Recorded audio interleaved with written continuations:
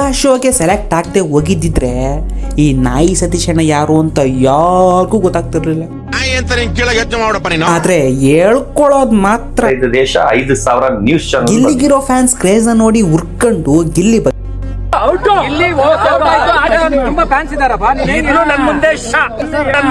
ಇವತ್ತು ಅವನು ಮಾತಾಡಿರೋ ಮಾತಲ್ಲೇ ಅವನ್ನೇ ಉರ್ಸಿ ಬರ್ನೋಲ್ಕೊಳೋಣ ವಿಡಿಯೋನ ಕೊನೆವರೆಗೂ ನೋಡ್ಬಿಟ್ರಪ್ಪ. ಕಾಯಕವೇ ಕೈಲಾಸ ಡಿಂಗಿ ಚಕ ಡಿಂಗ ಡಿಂಗಿ ಚಕ ಡಿಂಗ ಡಿಂಗಿ ಚಕ ಡಿಂಗ ಡಿಂಗ ಡಿಂಗ ಡಿಂಗ ಇಲ್ಲಿ ಔಟ್ ನನ್ನಿಂದ ಇಲ್ಲಿ ಔಟ್ ಆಗ್ಬೇಕಿತ್ತು. ಬರೀ ಹಿಂಗ್ ಖಂಡಿತ ಆಯ್ತು ಒಂದು. ಆದ್ರೆ ಗಿಲ್ಲಿ ಕೊನೆವರೆಗೂ ಇದ್ದಿದ್ದು ಆಯ್ತು, ಕಪ್ ಗೆದ್ಕೊಂಡ್ ಬಂದಿದ್ದು ಆಯ್ತು. ಬಂದಾಯ್ತು ಸೋತಾಯ್ತು. ನಾನು ಹಠ ಬಿದ್ದಿದ್ದೆ ಅವ್ನ ಆಚೆ ತೆಗಿತೀನಿ ಅಂತ ತೆಗೆದು. ಬೇರೆ ಯಾರಾದ್ರೂ ಕೂಡ ಗಿಲ್ಲಿ ಬಗ್ಗೆ ಹೀಗ್ ಮಾತಾಡಿದಿದ್ರೆ ಗಿಲ್ಲಿ ಕಪ್ ಗೆದ್ದ ತಕ್ಷಣ. ಆದ್ರೆ ತಾವೇ ಹೇಳ್ಕೊಂಡಿರೋ ಪ್ರಕಾರ ನಾನು ಎಷ್ಟು ಗಾಂಡು ಹಾಕಿ ನಮ್ ಕಡೆಯಿಂದ ಮಾತ್ರ ಕಾಮೆಂಟ್ಸ್ ನೋ ಕಾಮೆಂಟ್ಸ್. ಕಾರಣ ನಾನೇನೆ ದೊಡ್ಡ ಕಳ್ಳ ಅಲ್ಲ. ನಾನು ಯಾರಿಗೂ ಮೋಸ ಮಾಡಿ ನನ್ನ ಹೆಸರು ಮಾಡಿಲ್ಲ. ಇಲ್ಲಿನ ಕಳ್ಳ ಅಂತ ಹೇಳಿದ್ಯ. ಅಣ್ಣ ಮಾಡಿರೋ ಕೆಲ್ಸನ ಅವನೇ ಬಾಯ್ ಬಿಟ್ಟು ಹೇಳಿದಾನೆ ಕೇಳಿ. ಹೌದು ಹೌದು. ಅದನ್ನ ಹೈದರಾಬಾದ್ನವರಿಂದ ಪರ್ಚೇಸ್ ಮಾಡಿ. ಹೌದು. ಅದರಿಂದ 32 ಪದಕಗಳನ್ನ ಪಡೆದ್ರೆ. ಹೌದು. ಅದ್ರ ಬಗ್ಗೆ ಸರ್ ಇವಾಗ ಅಣ್ಣ ಬೇರೆ ಸಾಕಿರೋ ನಾಯಿಟ್ಕ ಮುಂದು 30 ಮೆಡ್ಲ್ ತಂಡಿದ್ಯಾ. ಇದನ್ ಕೇಳಿಸ್ಕೊಂಡಿರೋ ನಮ್ ಜನ ನಾನೇನ್ ಮಾಡ್ತೀನಿ, ಪರ್ಚೇಸ್ ಮಾಡ್ಬೇಕಾದ್ರೆ ನಾವು ಓವರ್ ಆಗಿ ಎಕ್ಸೈಟ್ ಆಗಿ ಈ ನಾಯಿ ಕಥಾ ಇದೆ ಕುಡಿ ಕುಡಿ ಕುಡಿ ಅಂದ್ರೆ ಇನ್ನೂ ರೇಟ್ ರೈಸ್ ಮಾಡ್ತೀನಿ. ನಾನೇನ್ ಮಾಡ್ತೀನಿ ಅಂದ್ರೆ ಕಾಯ್ದ್ಬಿಟ್ಟು ಹೊಡಿತೀನಿ. ಅಣ್ಣ ಕಾಯ್ದ್ಬಿಟ್ಟು ಹೊಡಿತಾನಂತೆ. ಇದಕ್ಕೆ ನಮ್ ಕಡೆ ಏನಂತಾರೆ ಅಂದ್ರೆ ನಾನು ಚೂಟು ಪತ್ರ ಮಾಡ್ಕೊಂಡ್ಬಿಟ್ನಲ್ಲ.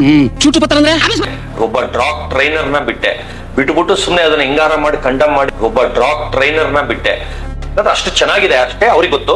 ಆದ್ರೆ ಅದು 4 ಗೋಡೆ ಮಧ್ಯೆ ಇಟ್ಕೊಂಡು ಪೂಜೆ ಮಾಡ್ತಾ ಇದ್ರು. ಅಂದ್ರೆ ಯಾರೋ ಹೇಳ್ತಾರೆ ಅಂತ ಹೋಗಿ ಸುಮ್ನೆ ನೋಡ್ಕೊಳಕ್ ಆಂಧ್ರಾಗ್ ಹೋದಾಗ ಏನೋ ಬೇರೆ ಫಂಕ್ಷನ್ ಹೋದಾಗ ನೋಡಕ್ ಹೋಗಿರ್ತೀನಿ.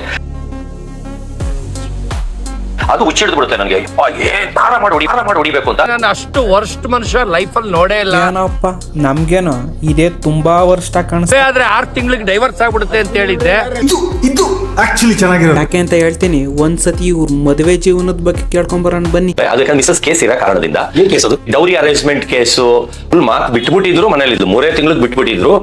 10 ವರ್ಷ ಮನೇಲಿದ್ದು. ಆದ್ರೆ 6 ತಿಂಗಳಿಗೆ ಡೈವರ್ಸ್ ಆಗ್ಬಿಡುತ್ತೆ ಅಂತ ಹೇಳಿದ್ದೆ. 3 ತಿಂಗಳಿಗೆ ಬಿಟ್ಬಿಟ್ಟಿದ್ರು. 10 ವರ್ಷ ಮನೇಲಿದ್ದು.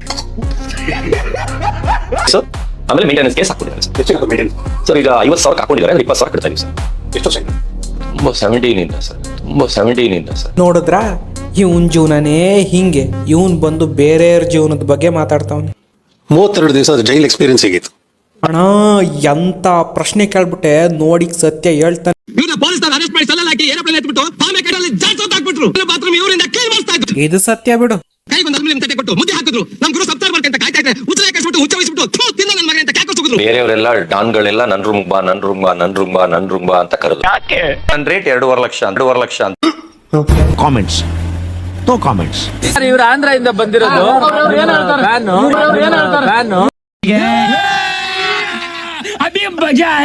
ಬಿಡು ಬಾರೋ ಅಪರೂಪದ ಮುಳ್ಳಂದಿ. ಸರ್ ಇವ್ರು ಆಂಧ್ರ ಇಂದ ಬಂದಿರೋದು. ತುಂಬಾ ಕ್ಲೋಸ್ ಹುಡ್ಕೊಂಡ್. ಇದು ಚಿಕ್ಕ ಮಕ್ಕಳಿಗೂ ಸಲೀಸ ಗೊತ್ತಾಗುತ್ತೆ. ಏನಂದ್ರೆ ಅಭಿಮಾನಿನೂ ಅಲ್ಲ ಏನೂ ಅಲ್ಲ. ಮತ್ತೆ ಇವನೇನೆ ದುಡ್ಡು ಕೊಟ್ಟು ಮಾಡಿಕೊಂಡಿರೋದು.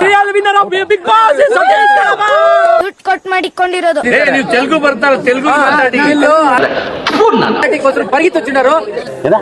పరిగెత్తొచ్చినారు ఇప్పుడు వాళ్ళు మాట్లాడతారు.